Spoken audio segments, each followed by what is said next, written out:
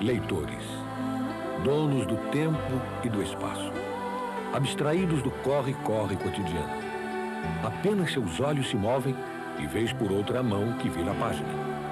Mesmo assim, parecem debruçados sobre um mundo que se desdobra incessantemente, cheio de atividades e de infinitas possibilidades.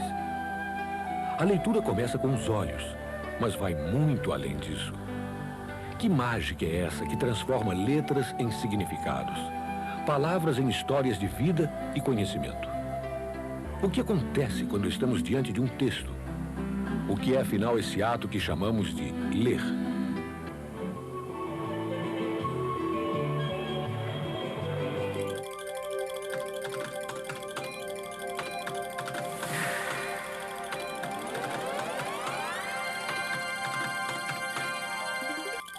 A capacidade do ser humano compreender aquilo que lê depende da relação que existe entre os olhos e o cérebro. Há muito tempo, os estudiosos tentam entender esta relação. O ato de ler é extremamente complexo e nem todos os seus mistérios foram ainda desvendados, mas muito já se avançou na compreensão da leitura. Já se sabe há mais de 100 anos que os olhos não deslizam linearmente sobre o texto durante a leitura. Ao contrário, eles saltam pela página numa velocidade muito alta, 200 graus por segundo. É entre um salto e outro, quando os olhos se fixam no texto por milésimos de segundo, que a leitura de fato acontece. O número de vezes que os olhos se fixam no texto e a distância entre um ponto de fixação e outro determinam a velocidade da leitura. E isso depende de vários fatores. Quando sabe muito sobre o assunto tratado pelo texto e quando a linguagem lhe é fácil, um leitor pode ler silenciosamente até 200 palavras por minuto. A leitura em voz alta é mais lenta, pois os olhos são mais rápidos que nossa capacidade de pronunciar as palavras. Tremendo de medo, sentou-se ao chão.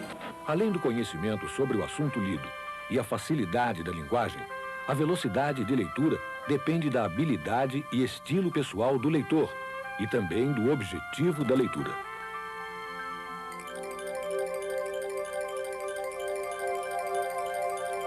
Observe estas letras. Você consegue dizer agora quais eram as letras? É difícil, é muito rápido. U, R, T... Ah, outra não lembro. A-U-I-T-R-E-I.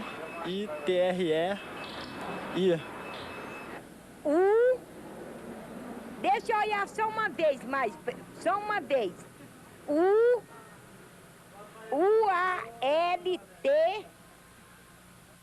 E agora? L-E-I-T-U-R-A. L-E-I-T-U-R-A. Leitura estava escrito L-E-I-T-U-R-A. São as mesmas letras. Diferença fundamental. No segundo caso, formam uma palavra que tem significado para quem a vê. Imagine memorizar a seguinte sequência de letras. Ih, caramba, é letra pra caramba.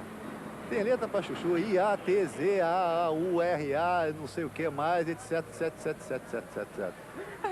Sem condição. Iatra alguma coisa, não sei. Muita coisa. Quer me pegar, colega? Rearranjando as mesmas letras de outra maneira, fica bem mais fácil. A-L-E-I-T... Esses testes mostram que quanto mais os olhos se apoiam no significado, maior é a eficácia da leitura. A decodificação do escrito também se apoia no significado. Esse A. Viu como é que tem boa cabeça? O psicolinguista Frank Smith afirma que não são os olhos que determinam o que e como vemos, e sim o cérebro. Ou melhor, os conhecimentos que o cérebro já possui. Traduzindo, a gente vê o que a gente sabe.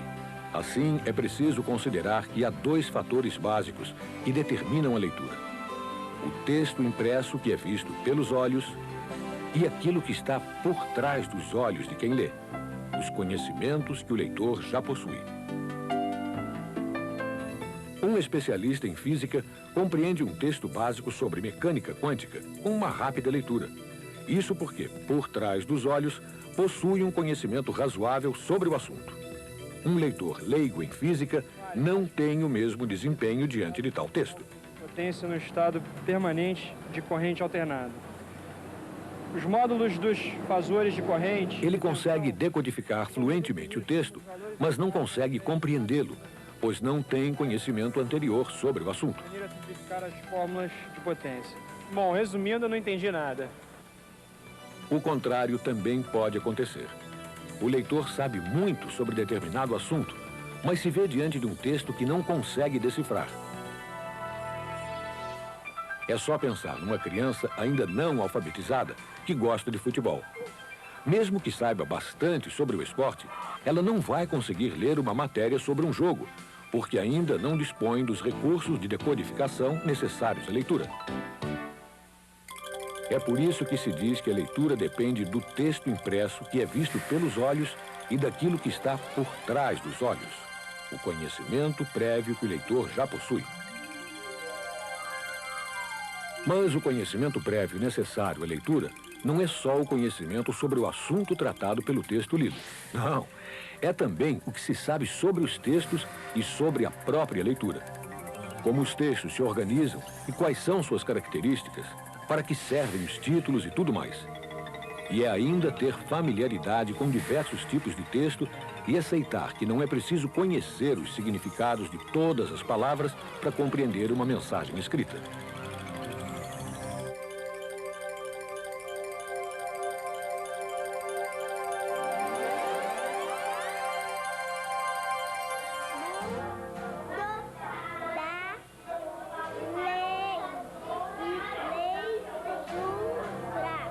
Não existe uma idade melhor para o aprendizado da leitura. A maioria das crianças que começam a ler mais cedo não tem nada de especial. A diferença é que elas consideram a leitura um valor e se acham capazes de ler. E isso tem tudo a ver com o ambiente que as cerca, com os estímulos e apoio que recebem. Mesmo que não saibam ler nem escrever, as crianças conhecem a utilização da leitura. As listas de compras que a mamãe faz para a feira, para o supermercado, os rótulos de produtos que ele consome, os recados, bilhetes que se colocam em geladeira, né? Tudo isso faz parte de suas vivências, de suas experiências. Isso tudo faz com que a criança comece a ter ideias sobre o porquê da leitura, porquê da sua utilização. Por isso que vemos crianças que não sabem ler nem escrever brincando de leitura. O palhaço. Ninguém lê se não vê uma finalidade na leitura. Lemos para saber as notícias do dia, para desfrutar o prazer de uma história, para aprender novos conhecimentos, para fazer um bolo, para aprender as regras de um jogo, enfim. Lê-se sempre para atender a uma necessidade pessoal. As crianças aprendem a ler participando de atividades de uso real da escrita, junto com pessoas que já sabem ler. Aprendem quando acreditam que são capazes de fazer isso.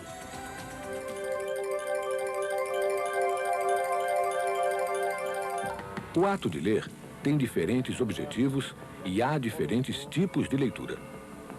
Há textos que se pode ler apenas algumas partes, buscando as principais informações. Outros exigem atenção máxima e várias leituras. Alguns podem ser lidos rapidamente. Outros são só aproveitados com calma e vagar. Há leituras que exigem concentração total e o vai e vem pelas páginas para certificar-se do entendimento. Alguns seguem sem nenhuma dificuldade. Outros, mesmo difíceis, não se consegue parar. E há também aqueles escritos fáceis, mas não tão agradáveis, que dá vontade de largar.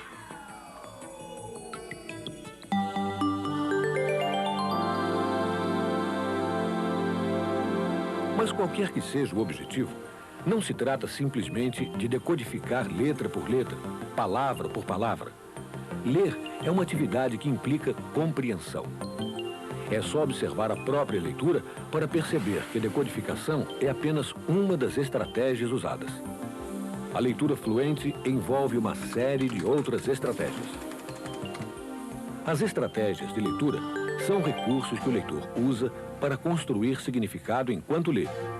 E usa esses recursos mesmo sem se dar conta disso. Quando o leitor lê apenas a manchete para saber o assunto da matéria jornalística, por exemplo, está usando principalmente a estratégia de seleção. Observe esta frase. Algumas letras estão faltando, mas ainda assim é possível lê-la. As paixões humanas são misteriosas e a das crianças não são menos que a dos adultos. As paixões humanas são... Este teste mostra que quando a linguagem não é complicada e o conteúdo não é difícil, é possível compreender o texto mesmo com a ausência de algumas letras, sílabas ou até palavras. A compreensão não fica prejudicada. Por isso, as crianças podem ler mesmo quando não sabem codificar todas as sílabas ou palavras do texto. Menos que a dos adultos. O leitor fluente faz essas eliminações automaticamente durante a leitura, que dessa maneira fica muito mais ágil. Isso se dá também pelo uso da estratégia da seleção, que escolhe o que é e o que não é necessário focalizar.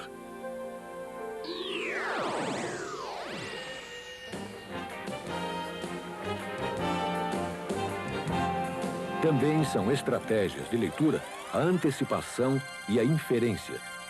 São as adivinhações que o leitor vai fazendo à medida que lê. Elas se baseiam tanto nas pistas dadas pelo próprio texto, como no conhecimento que ele já tem sobre o assunto lido. É uma coisa que não está escrita no texto explicitamente, mas que mesmo assim surge na cabeça do leitor.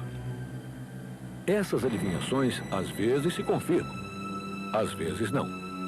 Esse controle que o leitor faz das suas previsões também é uma estratégia de leitura. É a estratégia de checagem.